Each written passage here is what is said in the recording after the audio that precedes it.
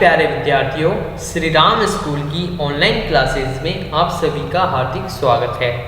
आज हम कक्षा 5 हिंदी विषय लेसन नंबर 10 जिसका नाम है नारी शक्ति की प्रतीक, मतलब नारी शक्ति मतलब महिलाओं के बारे में बताया गया है इसमें कि और उसके प्रतीक कि एक मतलब महिला के बारे में डिस्कस किया जाएगा। आपको बताया जाएगा कि नारियों में भी बहुत शक्ति होती है यदि वो चाहे तो। ठीक है बच्चों, तो पढ़ना स्टार्ट करें। बहुत ही अच्छा पार्ट है, ध्यान से पढ़ना। देख ले, अपने देश की बहुत कुछ कर गुजरने वाली महिलाओं से हमारा इतिहास भरा पड़ा है, परंतु एक विदेशी महिला ने भारत के लिए जो कार्य किया वह अनूठा है, मतलब बहुत ही अच्छा है। उनका नाम है भगिनी निवेदिता। स्वामी विवेकानंद से प्रभावित होकर उनके आह्वान पर भारत की महिलाओं को शिक्षित करने के लिए भारत आई थी। क्या नाम था? भगिनी निवेदिता। ठीक है, इन्होंने किससे प्रभावित थी? स्वामी विवेकानंद से के। और स्वामी विवेकानंद ने निवेदन किया कि आप भारत आओ और हमारी महिलाओं को, जो हमारे देश की महिलाएं, उनको प्रेरित की थी। तो उनका जन्म आयरलैंड में हुआ, परंतु उन्होंने भारत भूमि में अपनी मातृभूमि के दर्शन किए और भारत की बेटी बनकर स्वतंत्रता आंदोलन में क्रांतिकारी भूमिका निभाई। ठीक है, चले आगे। उनका पूरा नाम मार्गरेट एलिजाबेथ नोबेल था।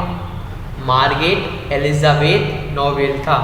उनके पिता का नाम सैमुअल रिचमंड नोबेल व माँ का नाम मैरी इसाबेला था।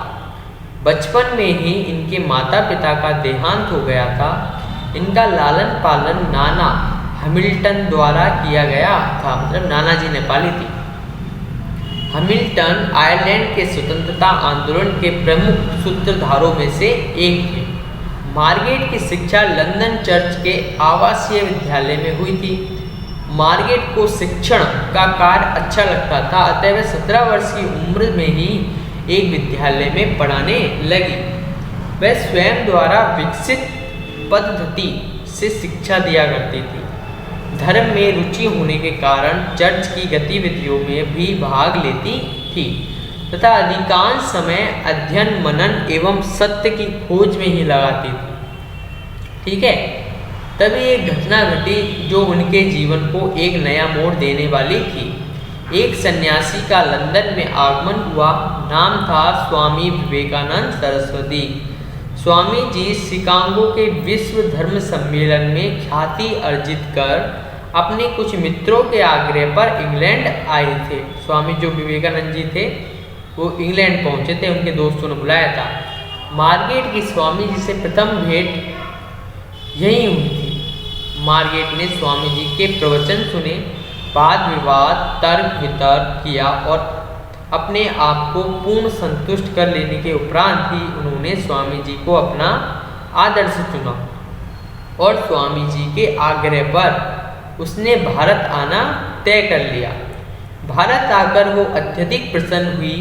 वे गंगा के किनारे बेलूर मठ की कुटिया में 2 अन्य अमेरिकन महिलाओं के साथ रहने लगी, जो सन्यासी जी की शिक्षाएं थी, मतलब शिष्याएं थी, जो सन्यासी जी की शिष्याएं थी। स्वामी जी ने मार्गरेट को नया नाम निवेदिता दिया और आग्रह किया कि भगवान व भारत माता के चरणों में अपना जीवन अर्पित करे।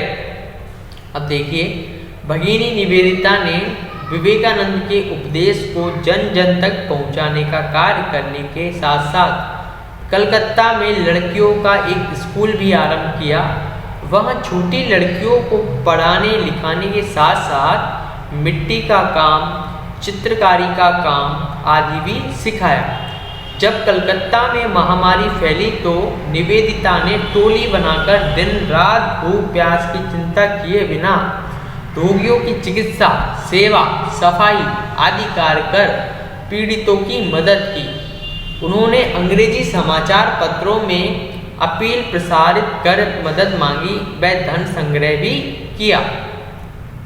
वह लेखन कला एवं बोलने में निपुण थी।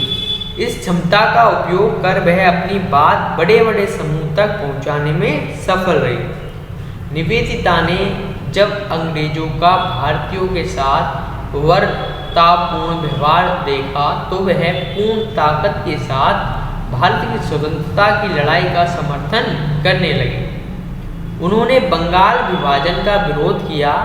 उन्होंने जगदीश चंद्र बोस की उपलब्धियां विश्व पटल पर रखी और महर्षि अरविंद के जेल जाने के बाद उनके कर्मयोगी पत्र के लिए संपादकीय लिखने का कार्य भी करने लगी। उन्हें भारतीय स्त्रियां अधिक प्रभावित करती थी। उन्हें लज्जा, विनम्रता, स्वाभिमान, सेवा भाव, निष्ठावान, ममत्व आदि की प्रतिमूर्ति दिखाई देती थी। वह समय समय पर महिलाओं को लक्ष्मीबाई, अहिल्याबाई के वीरतापूर्ण कार्यों को भी याद दिलाती थी। उनकी दृष्टि जाति, प्रांत व भाषा आदि से ऊपर थी। अब देखिए आगे, भगिनी निवेदिता ने भारत को अपनाने के बाद कभी भी अनुभव नहीं होने दिया कि वह एक विदेशी है। उन्होंने भारत के लिए जो किया उसे कोई अन्य नहीं कर सकता था। वह भी स्वामी जी की तरह ही 44 वर्ष की अल्प आयु में नीचे उद्घृत वेद की पावन ऋचाओं का वे सदैव स्मरण करती हुई संसार से विदा हो गई। अब देखिए वेद में इन कुछ लाइन्स है, इनको पढ़ा था उन्होंने और स्मरण करती हुई खत्म हो गई। अस्तो माँ सदगम्य है, तमसो माँ ज्योतिगम्य है, मृत्यो माँ मृतगम्य। ठीक है, ये कुछ लाइन्स है।